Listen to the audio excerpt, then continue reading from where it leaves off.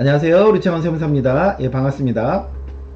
이번 시간에는요, 저희가 이제 토지랑 건물을 양도함에 있어서 예를 들어서 그 건물 내에 어떤 직기 비품들이 있다. 아니면은 토지 위에 나무가 있다. 아니면은 어떤 이제 건물을 파는 데 있어서 시설비 일체 등이 있다.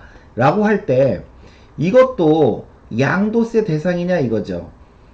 총 매매 금액은 들어가 있지만 이 금액들은 양도 금액에서 제외할 수는 없냐 이거죠. 그래서 이 내용과 관련해서 저랑 한번 살펴보도록 하겠습니다.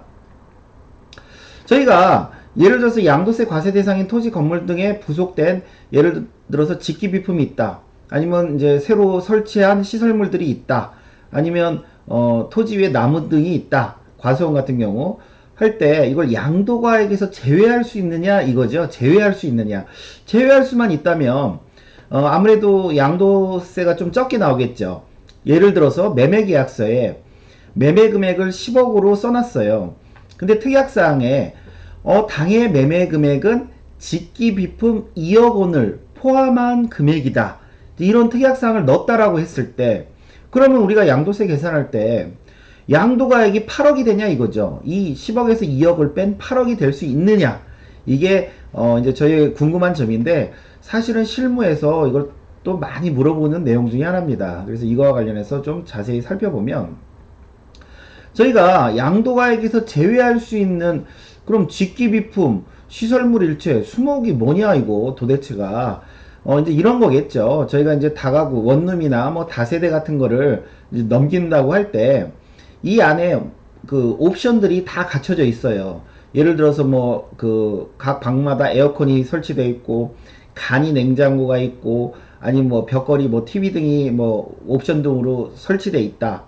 마찬가지로 모텔이나 여관 등도 마찬가지고 아니면 어린이집이나 유치원 등 보면은 뭐 장난감이야 이거 뭐 그 짜잘한 거는 이거 들어갈 여지가 없지만 일단 큰 놀이시설들 있죠. 뭐 미끄럼틀이 됐든 아니면 애들이 놀 수 있는 그런 뭐죠 그 뭐 정글집이라 그런 게 됐든 뭐 여러 가지 하여튼 그런 것들도 그 시설물로 볼 수 있겠죠.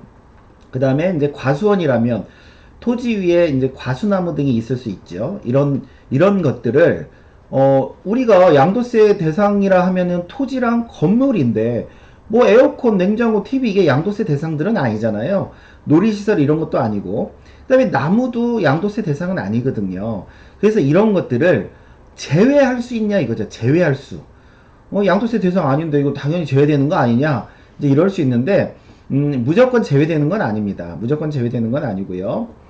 그리고 이제 참고로 저희가 이제 그 토지 위에 과수나무는 이제 이따 보겠지만 제외할 수는 있지만 임야 위에 임목 등은 이거는 또 다른 별도의 주제이기 때문에 요거는 이제 논외로 할 거고요. 저희는 그냥 그 과수원에 있는 나무 정도 그 정도로만 좀 이해하시면 좋을 것 같고요. 그래서 이런 것들을 제외할 수 있냐? 이제 이게 우리의 관심사인데 그러면 저희가 이제 직기 비품 등이 양도가액에서 제외로 인정받기 위해서는 이러이러한 요건들이 좀 만족하면 좋다 이거죠. 이제 한번 저랑 보시면 예를 들어서 매매계약서에 부동산과 즉 토지 건물과 직기 비품 등을 별도로 정산한다 라는 그런 내용 등을 좀 명시하시면 좋을 것 같고요. 도대체 그럼 직기 비품이라고 써놓기만 했는데 도대체 뭐냐 이게 직기 비품이 뭐 어떤 게 있느냐 그런 직기 비품 명세를 별도로 매매계약서 그 다음 종의 어떤 별지 기재로 이렇게 좀 작성해 놓는 것이 좋습니다. 왜 그러냐면 이게 어떤 직기 비품인지 모르잖아요. 그죠? 그래서 별도로 이렇게 기재하는 게 좋고요. 그 다음에 이 직기 비품을 그래? 요게 인정돼? 양도가액에서 제외돼? 그럼 우리 마음대로 이거를 막 쓸 수 있죠. 아까 예를 들어서 이게 지금 그 10억인데 그래 이거 제외돼? 아유 그럼 3억으로 써야 되겠다. 예를 들어서 아니면 4억으로 써야 되겠다. 이럴 수도 있잖아요. 그렇기 때문에 이 직기 비품들의 가치가 좀 객관적으로 평가가 돼야 됩니다. 객관적으로. 세무서에서는 이런 객관적인 걸 좋아하겠죠. 그래서 만약에 직기 부품이다. 근데 이 직기 부품들은 어차피 감가상각도 되고 별로 가치가 없다. 그래서 나는 그냥 산 가격에서 그동안 장부하면서 감가상각 써먹은 그 금액 제외한 금액으로 그냥 단순히 넘기겠다. 그러면은 얼마에 샀는지, 그 다음에 그동안 장부의 감가상각을 얼마 계상했는지, 이런 내용들이 있으면 이제 인정이 될 것이고요. 아니면 예를 들어서 직기 비품이라도 좀 뭐 시세가 나가는 그런 유라면 감정 같은 걸 받으면 좋겠죠. 그래서 감정 받아서 그런 것들로 건건이 그 감정가액으로 해서 얼마인지 그런 게 있으면 좋겠죠. 저희가 뭐 그 수용이나 보상 같은 거 이런 때 보면은 그 모든 게 다 감정이 이루어지잖아요. 그런 식으로 이렇게 감정가액들이 있으면 좋을 것 같고요. 그 다음에 토지 위에 어떤 수목이다. 그럼 이 나무에 대한 것도 감정을 다 받을 수 있습니다. 그래서 감정평가 기관으로부터 이런 감정을 받아 놓는다라면 그러면 그 가액은 인정이 될 수 있겠죠. 객관적인 금액이니까. 근데 본인들이 야 그냥 나는 직기비품 얼마 받고 싶어. 그래서 직기비품을 자기 마음대로 이렇게 기재하시면 안 됩니다. 이거는 이미 기재하는 건 인정을 안 해요. 그 다음에 저희가 이제 이런 것들은 다 써놨는데 실상 이게 직기비품이 진짜 있는 건지 아니면은 물론 감정 같은 거 받으면 진짜 있긴 있겠죠. 그렇지만 이제 본인들이 뭐 장부가액을 한다거나 뭐 이제 이렇게 할 때 이게 진짜 있는 건지 없는 건지 또 모를 수가 있잖아요. 그래서 이런 것들은 가급적 이런 실물이 이제 있는지에 대한 사진 같은 것도 좀 첨부해 놓으시면 좋습니다. 실제로 그 있는 거에 대한 감정 받으면 감정평가기관에서 다 그런 사진 같은 것도 뭐 찍어 놓고 하겠지만 이제 우리끼리 만약에 거래할 때는 이런 실물을 파악할 수 있는 사진도 준비하시고요. 근데 이제 마지막으로 좀 조심할 건 이런 거죠.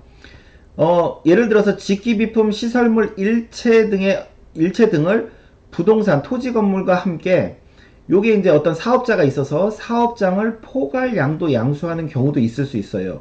예를 들어서 이제 모텔 숙박 업체 같은 경우 예를 들어서 그 내에 있는 여러 가지 옵션들과 더불어서 이 모텔 숙박을 통으로 이제 예를 들어서 사업장을 포괄 양도 양수한다. 이제 이렇게 넘길 수도 있는데 그 토지 건물 양도 가액과 별도로 직기 비품 가액을 이제 구분 기장했는데 이게 가만 봤더니 직기 비품 가액도 들어가 있지만 실상은 권리금, 영업권에 해당되는 그 금액을 직기 비품 등의 가액으로 구분 기장하는 경우도 있을 수가 있습니다. 그렇다면 저희가 권리금이나 영업권은요, 저희가 이제 양도세 과세 대상 중에 사업용 고정자산과 함께 양도하는 영업권은 양도세 과세 대상으로 봅니다.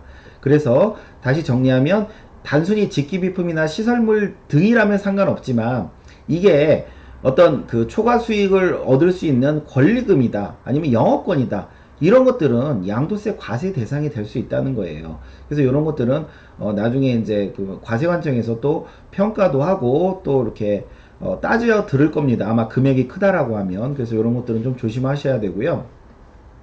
그래서 예를 들어서 이제 저희가 한번 세금을 산출해 보면 이렇죠. 양도가액이 7억이에요. 근데 여기 직기비품은 이제 1억 원이라고 그 명시했고요. 그 1억 원에 대해서는 예를 들어서 그 가격 계약서에 구분 기재 해놨고 그 다음에 1억을 어떻게 산출했는지 감정도 받아놨고 그 다음에 실물 사진도 있고 그 다음에 영업권도 아니고 이제 이렇다라고 할 때 한번 그 양도가액 7억이고 취득가액 2억이고 보유연수 10년일 때 한번 세금 비교를 해보면 이렇죠. 일단은 그 직기비품도 양도가액에 포함한다. 봤더니 이런 것들이 갖춰지지 않았다. 이럴 경우는 양도세가 7억에서 2억 뺀 5억에 대해서요. 10년이면 20%죠. 장기보유공제. 그래서 1억 뺀 4억에 대해서 기본공제 뺀 금액에 대해서 40%의 누진공제 2,540만원 빼면 양도세 및 주민세가 한 1억 4,700 정도 나오고요. 만약에 이런 것들을 잘 갖춰놔가지고 이 직기비품은 양도가액에서 제외한다 라고 하면 이제 양도가액이 6억이 되는 거겠죠. 취득가액은 2억 원이고요. 그래서 4억 원에 대해서 역시 20%하고 세금 계산하면 1억 1176만 원 돼서 한 3,500 정도 세금 차이가 납니다. 그래서 1억 원에 대해서 3,500 세금 정도 그 세금 차이가 나요. 그래서 저희가 이제 뭐 간단하게 이제 살펴봤지만 결론은 이거죠. 그 특약사항에 당사자 간의 단순한 임의계제는 절대 인정 안 하고요. 그 다음에 그 세무서는 이런 감정가액을 좋아합니다. 객관적인 매매 사례, 감정가 이런 것들을 되게 좋아한다. 그래서 이런 평가 기준이 있어야 된다. 그리고 반드시 이런 사진 등도 좀 찍어 놓으시는 게 좋습니다. 실물에 대한 사진도 좀 있으면 좋고요. 그 다음에 그 양도세 과세 대상인 영업권 등의 성격이 아니면 좋다. 요거 네 가지 좀 명심했으면 좋겠습니다. 오늘 수업은 여기까지 하겠습니다. 감사합니다.